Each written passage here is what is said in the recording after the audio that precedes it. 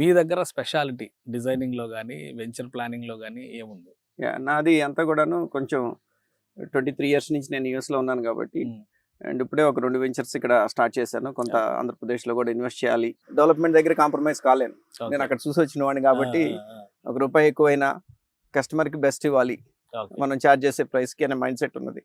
Suppose మీరు ఇప్పుడు ఈ ప్రరీ వాల్ చూసుకున్నట్లయితే హ్మ్. మొత్తం ప్రరీ వాల్ మొత్తం 2 కిలోమీటర్స్ దగ్గర దగ్గర ప్రరీ వాల్ కట్టించాను. ఓకే. ఓకే. మామూలుగా అయితే నాకు అవ్వాల్సిన ఖర్చు 93 లక్షలు. ఓకే. కానీ నాకు అయిన ఖర్చు 1.2 crores. ఓకే. ఈ ప్రరీ వాల్కి నేను కట్టించిన ఓకే. దానికి.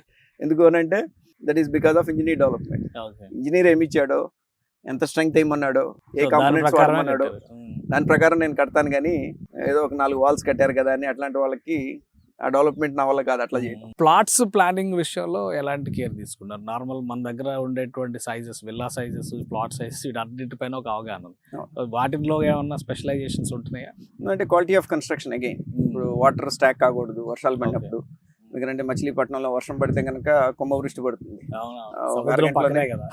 అరగంట ఒక పావు గంట పడుతుంది. మళ్ళీ తర్వాత మళ్ళీ అసలు ఏమైంది ఇప్పుడు దాకా ఇట్లా ఇంత వర్షం పడిందా అన్నట్టు ఉంటుంది మళ్ళీ మబ్బు చూస్తే కనుక.